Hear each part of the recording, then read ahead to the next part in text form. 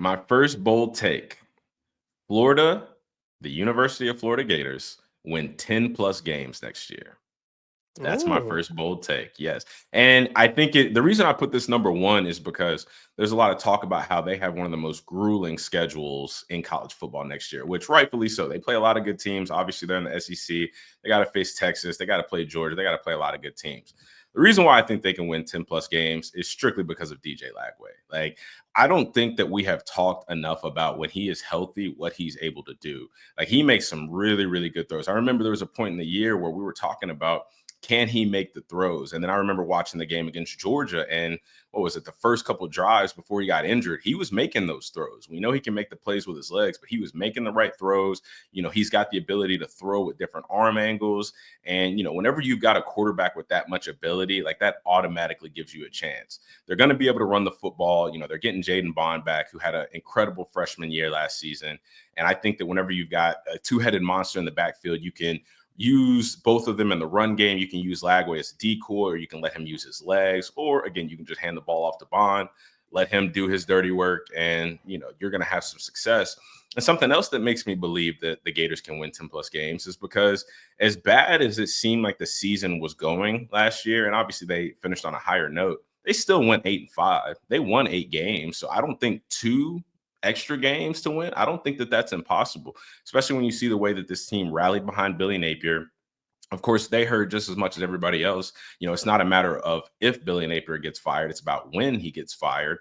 And that team, the players, the locker room, they rallied behind their leader. They rallied behind their coach, and they secured his job. So I think that the tenacity that they showed at the end of the season, the grit, the determination to approach every single game like it was a new page in a book. And you've got a superstar at quarterback, which I think Lagway can be a Heisman finalist come, the end of next season. So I just think the Gators have a lot of good things going on. I think if they have a really, really strong offseason, whether it's programs, whether it's getting more guys out of the portal, whether it's developing young, 5-star guys or young 4-star guys that they bring in, from high school, I think if they have a good offseason, they can win 10 plus games next year. We'll see. I mean, our colleague Bruce Feldman, one of his bold takes among the athletic staff was that Florida makes the playoff. And possible. Look, the vibes are immaculate right now around Vibes Florida. are high, man. They really are. But I will say, the schedule right now, here's some of the schedule. At LSU, at Miami, Texas, at Texas A&M. Those are all 4 in a row, by the way. They've got Georgia and Jacksonville, at Ole Miss and Tennessee, and then Florida State. We'll see how they are. So it's a pretty tough schedule once again. It's going to be a tough schedule in the SEC, but I don't hate it. I don't hate it. The momentum is definitely there. Dame, what's your second take? Second take, Alabama will look very similar to how they did last year. I don't think that there's going to be much change. I don't think that we're going to see a traumatic jump from last year to next year. And there's a couple reasons. First of all, we don't know what Alabama is going to look like at the quarterback position. Now, they got 2 guys. We got 2 guys here who, have potential to win the job, Keelan Russell and Ty Simpson. Now, Ty Simpson, this is a guy who got beat out for the starting quarterback position once Bryce Young left, and he got beat out by Jalen Milroe.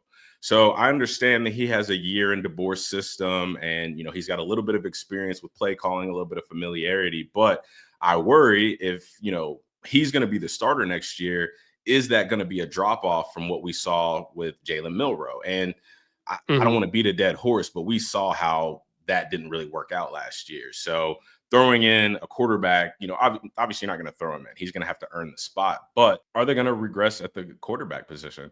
And then you look at Keelan Russell, and this is a guy who's got a lot of promise. He's highly sought after out of high school. But this kid's never played a down of college football before. He doesn't have the experience. He doesn't have the knowledge. He's never had to play the game at this speed before. So I know he's phenomenally talented. He's a great athlete. He can throw the football, but again, he just doesn't have that experience playing in-game reps in college football. So how is that gonna bode for them? Then I look at what's something that's maybe even more important is the fact that Alabama completely lost their identity on both sides of the football last year.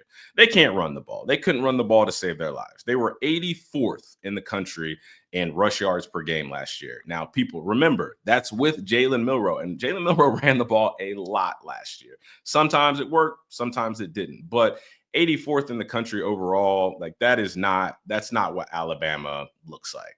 And then again, you look at the defensive side of the ball. Now they were 21st in total defense. So you can say, okay, well, that's not really that bad. But look at what Diego Pavia was able to do against them. Look at what happened in the bowl game against Michigan. Davis Warren, listen, he only threw for 75 yards, but he was 9 for 12. So completion wise, that was one of his best days of the season. Then they let their not even their backup, their third string running back. Hold on, let me look. Jordan Marshall ran for 100 yards on Alabama's defense. He looks good. Yeah, he looked damn good against Alabama.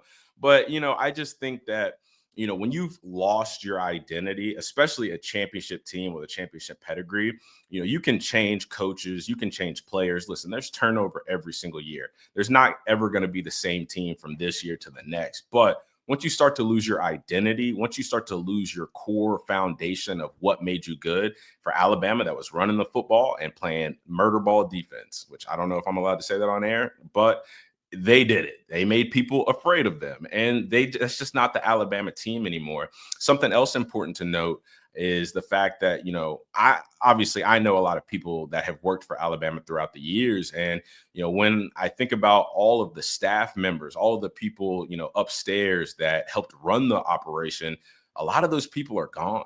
Like there's not a lot of ties left to, that championship regime that once was. And I get it. This is a new regime. This is a new team. But at the same time, I still feel like, especially after year one under DeBoer, you'd like to have some of those connector pieces back to, the past, not because you want to do things the same way, but because that was the epitome of what the program can be. So there's just a lot of things that make me think that this Alabama team this year is going to look very similar to last year. It could. I do wonder if Jalen Milroe was just simply not a fit for what Kalen DeBoer likes to do on offense. And they're bringing Ryan Grubb back on offensive coordinator. But the schedule's tough again. Got to go to Georgia. Got to go to South Carolina. Got Tennessee. Got LSU. Oklahoma beat them last year. I don't. The thing with Kalen DeBoer, it's always, can you win all the games you're supposed to win? That was the problem last year. They didn't win games that they were supposed to win. Just have to see it happen. Frankly, whatever the personnel is, you should be beating Vanderbilt. You should be beating a 6-6 Oklahoma. Absolutely. So we'll see. This should be Brian Kelly's last year at LSU. I do not think that he is the right fit. I do not think he fits the culture. I do not think that he has a firm grasp on the locker room. And I think that he has cost LSU some games, not only this past season, but maybe in 2023 when they had Jaden Daniels, Malik Neighbors, Brian Thompson, all three were offensive rookie of the year candidate. Yep. Oh, excuse me, Brian Thomas. All three of those guys who were offensive rookie of the year candidates, finalists this year at the NFL Honors Awards. And, that was almost a waste of a season, especially Jaden Daniels won the Heisman that year. And they don't really have much to show for it other than that Heisman and Jaden's trophy case at home. But, when I talk about not winning them games, I'll give you a perfect example, Chris. We saw them lose to Texas A&M last year, and Marcel Reed had a phenomenal day. He ran the ball, he threw the ball, but most importantly, he was able to get a lot of things done with his legs. Then a couple weeks later, what happens? Alabama rolls into Death Valley. They go to Tiger Stadium, and Jalen Milroe ran absolutely rampant. I mean, he looked like a Heisman Trophy finalist in that game because LSU made zero adjustments. They made zero attempt to try to stop the quarterback from using his legs. And that's exactly what had costed them a couple weeks before against Texas A&M. And to me, when I can look at things like that and identify as a coach, you're not making adjustments. You are not taking, people always talk about, let's find what we're good at and do it better. And then let's find the things that we're not so good at. And let's really focus on those things and get those two things that we do well that we can still improve on. There's no improvement there. There's no movement. There's no scheme. There's no game plan. Like there's not even one guy, whether it's a linebacker, a safety, somebody, a defensive end that is responsible for the quarterback. If you can't make those type of adjustments, like from one game to maybe 2 or 3 games later, and again, we're sitting here talking about coaches getting paid $7, $8, $9 million a year to make a simple adjustment to win games. You can't do that.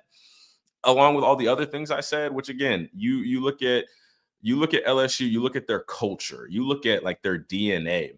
Brian Kelly doesn't fit that. Like, I don't like, I'm gonna just call a spade a spade. Whenever he walked in, did his whole little thing at the LSU basketball game, he had to fake a country accent just to try to fit in.